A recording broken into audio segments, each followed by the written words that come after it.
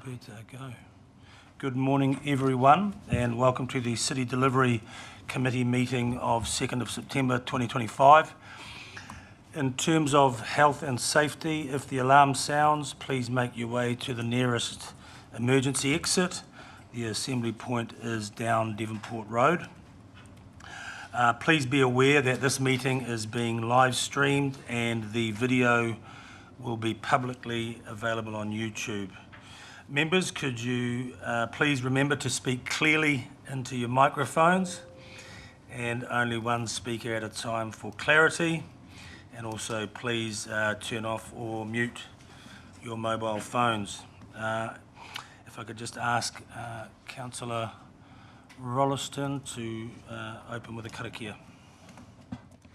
Tēnā koe te mana, he honore ki te whakatūwhera tēnei hui, a muri te karakia, nau mai hoki mai a Jen, ki te tepu, mihi ki a koe. He mihi hoki ki ngā manuhiri ko tai mai, Dara, Bobby Lee, John, me tō ropu ko tai mai, tēnei te mihi mahana ki a koe. Dara, nau mai hoki mai ki te kaunihira, tēnā koe, no reira, kia noi tātou. Let us pray. Tui runga, tui raro, tui roto, tui waho, tui te hira tangata, karongota ao, karongota pō, nau mai te ihi, te wehi, te tapu, ki roto ki a mātou mō tēnei wā, koi ara e rongo whakiriraki ki runga, turuturu whakamaua ki a tīna. Haumi e hui e, taiki. Thank you, Councillor Rolleston. And just moving on, there's no apologies. So we move to item 3, public forum, and I see that Derek has already positioned himself, so welcome. Derek is here. In the agenda, it had Mount Parking, but the specific nature of his presentation today is around Miro Street. And so there'll be 10 minutes, just as we clarified, including questions. So I know you've got a bit there, so hopefully you can move through. Floor's yours. Welcome.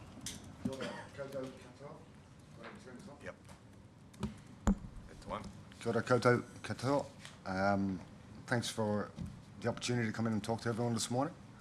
My name is Derek Cassidy. I'm here representing a large group of Meadow Street residents, some of whom are here behind me today.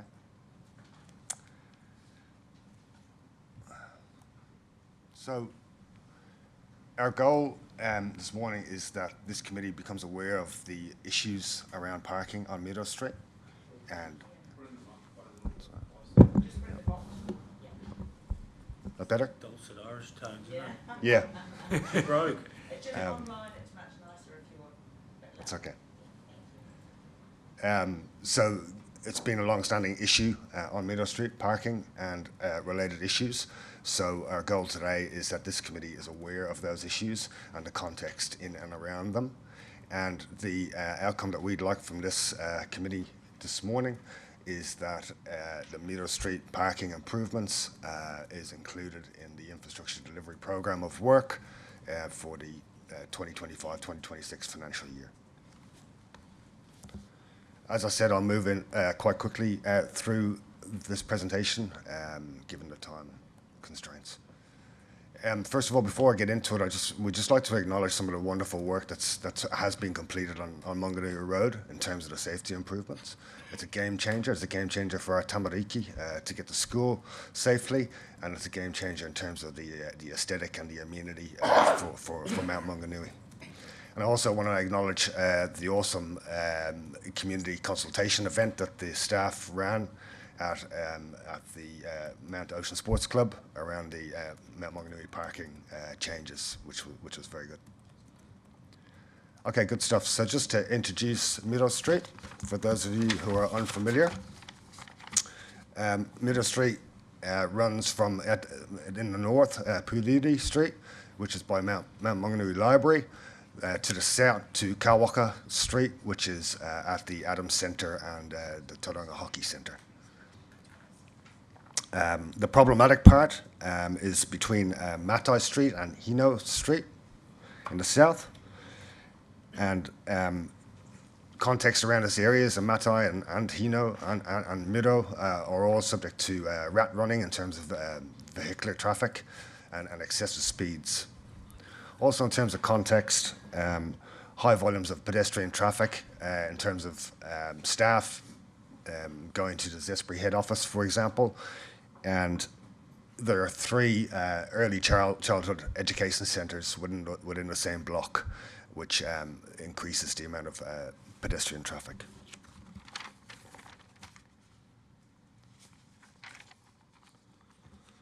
So as you'll see from this photograph, the eastern side of Meadow Street has a 5-metre wide berm and no footpath. And the majority of intensification in terms of housing has taken place on the western side of the street. These pictures just give an indication from 2007 to now in terms of that intensification. And as you can see, the sort of quarter-acre sections have turned into sort of 10 plus 3-story, in some cases, 3-bedroom units. This is an example of some of those 3-bedroom units. Now, the problem, the design issues with these are that there's only 2 off-street car parks as per the designs, but one of those off-street car parks is a single garage, which invariably turns into a storage facility for the tenants, which only leaves 1 off-street car park. And 3 bedrooms are taken up mostly by flatmates, and some of whom can have 2 vehicles each. Whether it be a trade vehicle and a personal vehicle, etc., which is compounding the parking issues on the street.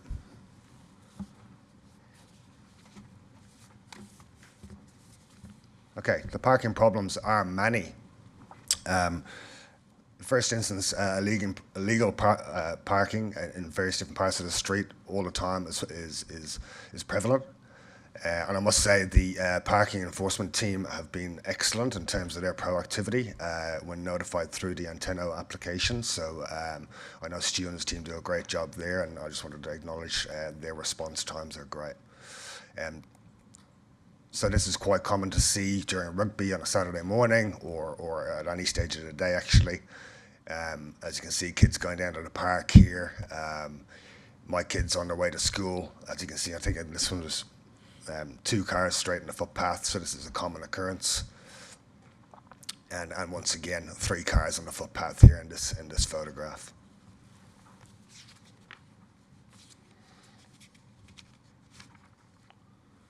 So what happens on the eastern side of the where there's a 5-meter berm is sort of double, triple up of cars on the berm, which in this picture, as you can see where the cone is, that's a fire hydrant.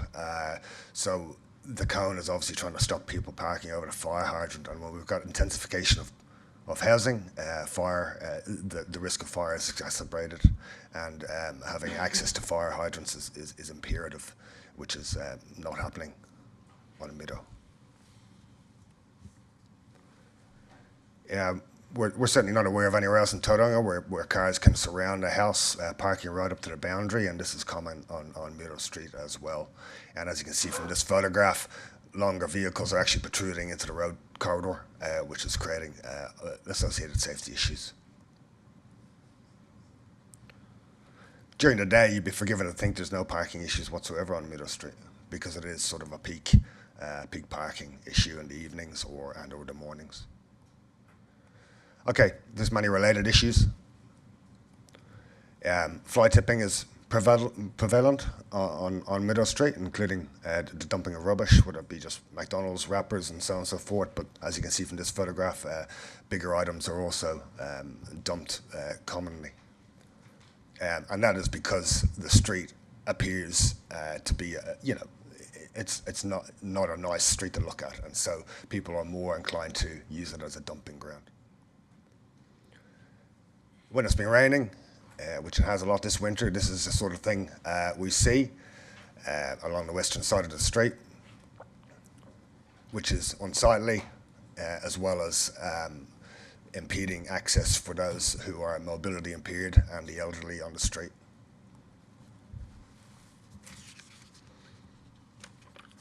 Crime is also high on Meadow Street. Last year we had 4 vehicles in a row broken into in one night. Once again, compounded by the visual aspects of the street in terms of the condensed parking and poor lighting. Derek, just I think your discussion's creating a real good general interest amongst us, just to try and make sure we can fit within some of the timeframes today. Are you happy to Yep. wind that up? So I'm sure there'll be some questions of you. I just don't want to cut you short at the end. Yeah, sure. Okay, I'm coming to the end, so let's crack through it. So some residents are taking matters into their own hand, putting cones out to stop people parking on the berms themselves. And it must be noted as well that all of the residents on the eastern side of Meadow Street maintain the berms themselves, so it's quite a big piece of ground to maintain. Tauranga City Council doesn't maintain those berms. Okay, why is Meadow Street important? It's important because it's a huge part of Tauranga shopfront. Zespri have international visitors all the time coming to see the head office and the surrounds. It's an embarrassment at best, given the state of it. Obviously, as everyone knows, the Blake Park and the Bay Oval is the jewel in Tauranga sporting crown, and you know, when events like this are taking place, we've got droves of people walking down Meadow Street heading to Mount Maunganui after the events. When the cruise ships are in town, cruise ship seasons, the V8 trikes, you might see them going around town, specifically go via Blake Park, down Meadow Street, and then to Zespri head office to show visitors the area. So, you know, it's not a good, once again, shop front for Tauranga. There's been a whole heap of work done in terms of planning for what could be improvements to Meadow Street in terms of the amenity and in terms of the parking. So these drawings have been commissioned by a consultant by Tauranga City Council, and so what we're looking for is progress on one or a version of these, and the general consensus from the residents is that the one-way option and mini roundabout on Matai Street is the best solution.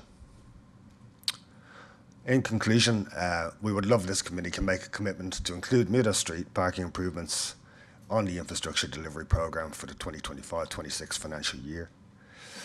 And this decision will conclude a near decade-long quest by residents, and in many ways it will contribute to making Mount Maunganui a better place. Thank you everyone for your time, and I'll take some questions. Thanks very much, Derek. That is at 10 minutes, but I'm sure there'll be a few questions, so I'll just open to members if there are any questions. Councillor Kurak. Thank you, Derek. So the last image I saw in terms of the plan was angle parking in one way. Would that current plan accommodate for most of the parking that's currently happening on the berms, etc.? It's my understanding it would increase it. Yeah. Deputy Mayor. Thank you, Chair, and thank you, Derek. It's a good summary of, as you say, decades long, and thank you for you and the residents' commitment to try to engage with us. So just in terms of the, you talked about quite a number of the houses or the properties are tenanted. So when you talk about the acceptance by most residents, are you comfortable that that is would you be expecting a consultation of all residents, or are you reasonably comfortable that with the number here and the number you talked to that you've already got that sort of support for the option that you're suggesting would be a good one? Interesting question. There is a lot of tenants on the street, and I suspect a lot of the tenants don't really care because of the high turnover. I did a leaflet drop to every tenancy on the street last week, highlighting that this meeting was taking place, and if they wanted to contribute to flick me an email. And I only got 2 responses, which were very much supportive of these improvements. So yeah, I think the permanent residents on the street who have been there for a long time are very much supportive of these moves.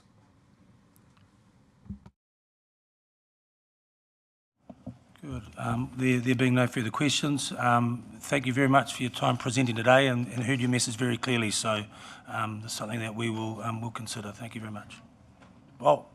No, not a question, but just so that there is a recommendation. So from our side, where does that become an action for this committee to consider the recommendation that's been made? I would propose that we do make it an action, that this committee does propose that as an action that we do look at the recommendation presented.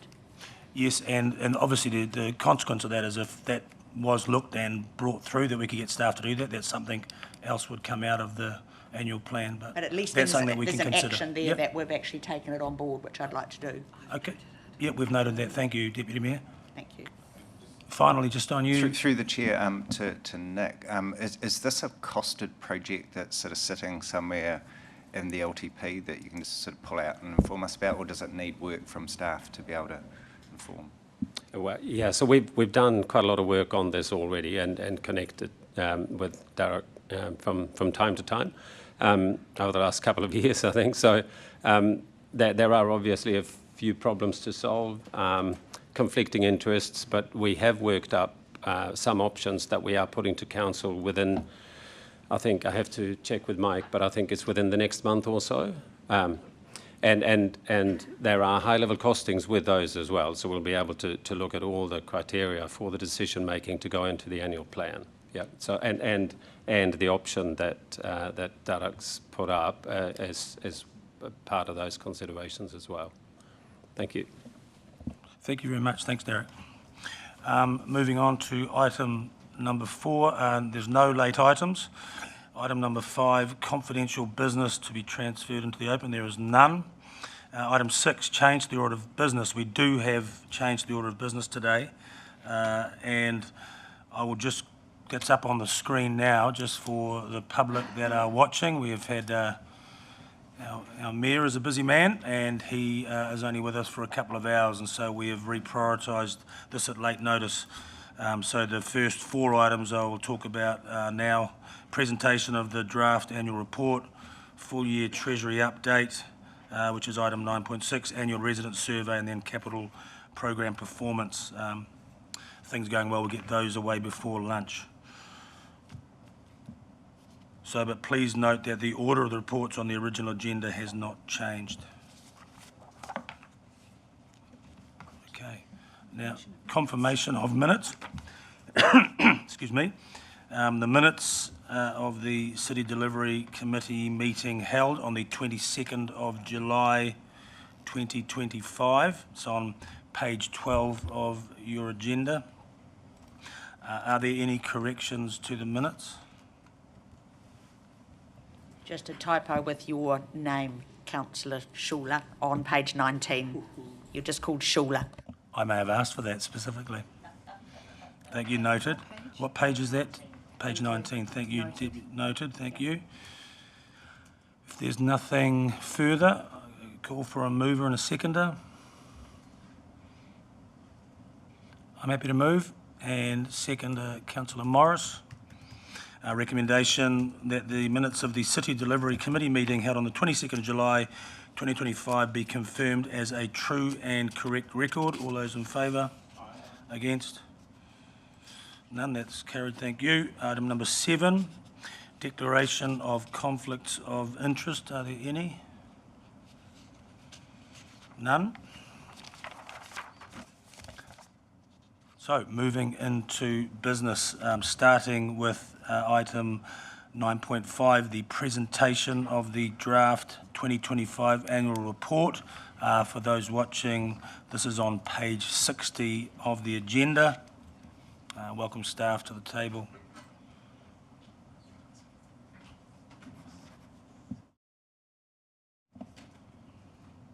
Now we're taking this as read, but Catherine, you may want to make a quick comment and then we can get into some questions. Okay. Right, so the draft annual report, including financial and non-financial detail, is presented today. The report is draft, subject to final review and audit, and the auditors have commenced this week. The financials at this stage do not include taxation and the consolidated accounts. So we consolidate with our CCOs, Bay Venues, Tauranga Art Gallery Trust and Tourism Bay of Plenty. And the full year results were presented in July, closing out that quarterly monitoring that we do, and noting at that time that there would be year-end adjustments. So the report, and Cherie's here to take any questions on that, is really just covering the changes, those year-end adjustments that have happened since that 12-month report was presented. I think that pretty much covers it. Is there anything you wanted to add or?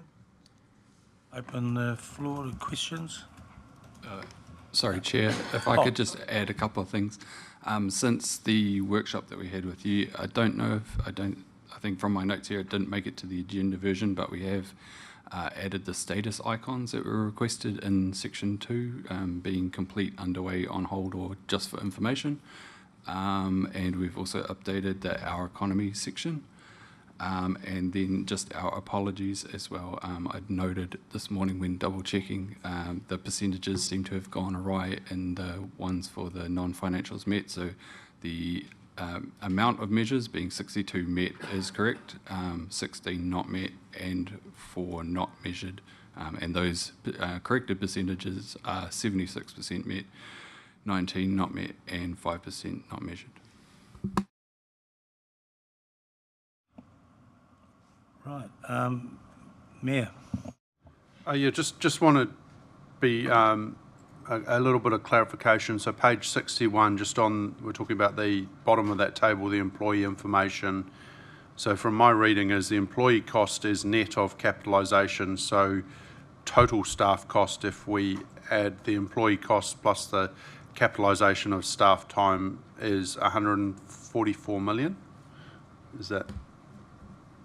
Yes, that's correct. You add the capitalisation back on top if you want the gross Cool. staff costs. Okay. And just a follow-up on that, obviously, full-time equivalent staff are down 149 compared to what was budgeted. That has obviously been part of a reset, but is the balance of that, is that just roles that were potentially expected to be added that have now been taken away as well? I suspect that is the case. I'd have to confirm that with HR, Okay. but definitely the majority of that is due to reset phase 1. Sorry. Next question on page 62. This is to do with the paragraph 12. So this is around the significant movement from a 7.7 million surplus. And I think the Deputy Mayor has some questions to add to this. And now we've gone to a deficit of 20 million. So like we've got this 27 million and we talk about the 15.7 million of write-backs, 11.9 million net impact of revaluation. This is a very significant figure.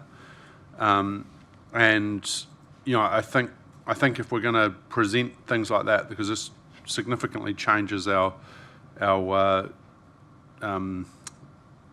statement of financial performance, that we should have this broken down, and so we can understand it, because that to me is not showing in that information. We can see even high level, but we've even down, if we go down to paragraph 14 and we're saying 2.9 million right back relates to Tamanga transfer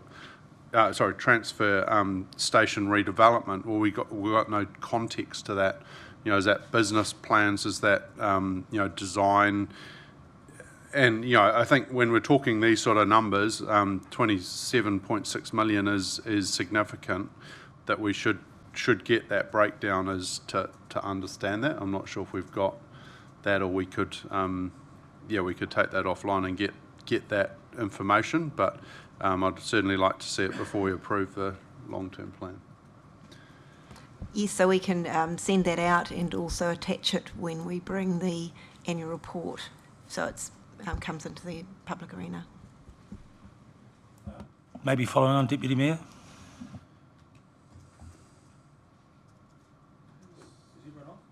Oh, sorry.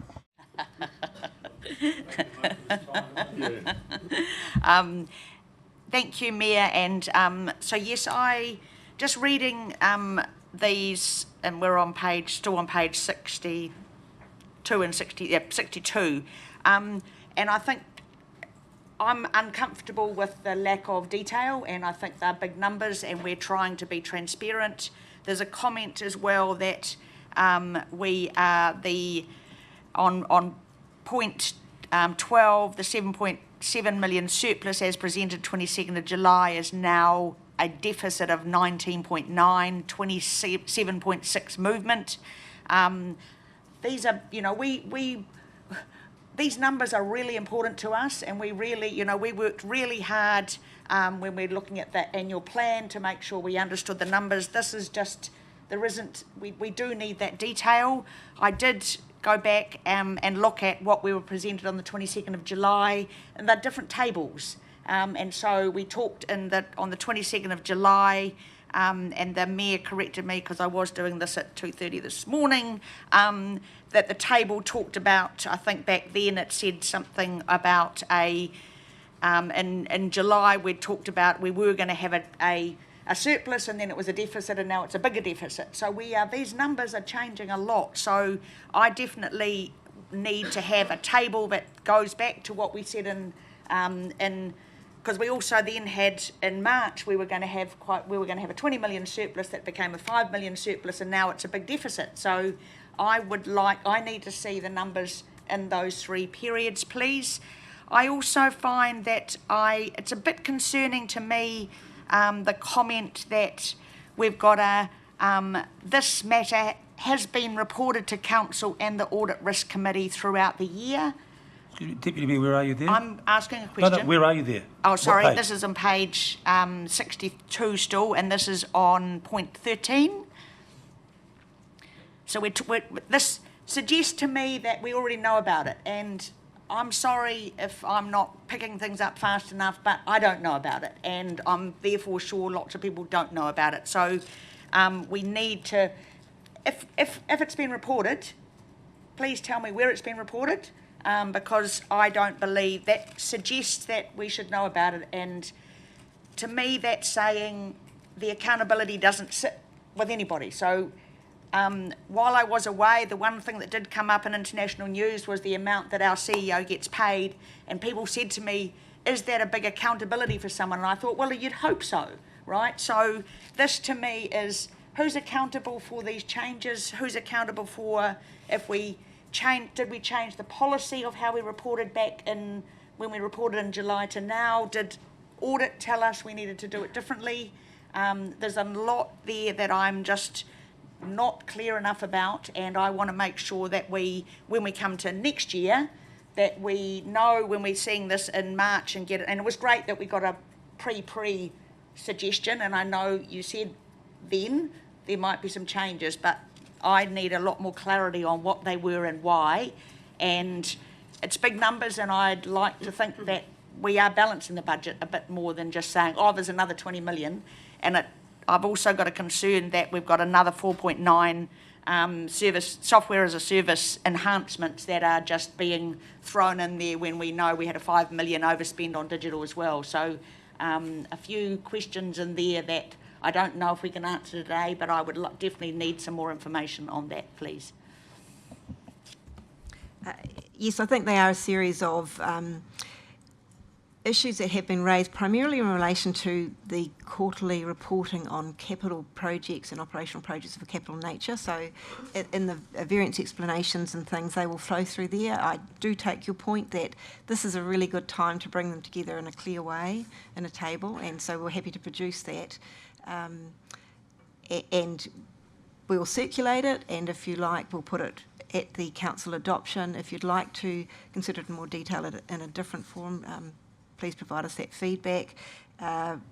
Again, the 9 million of what we've written here as asset write-backs is that recognising the decision to, or the interpretation of the accounting standards that said we can't capitalise digital projects that have the software as a service link. That happened a couple of years ago, so the budgets had all been, up to that date, and even actually last year, budgeted as capital, but we were not able to capitalise them. And so we've just done a really good tidy up of that work in progress area in relation to digital, which is, and we had actually identified those ones in that July report because that was making up that 9 million of expected write-backs.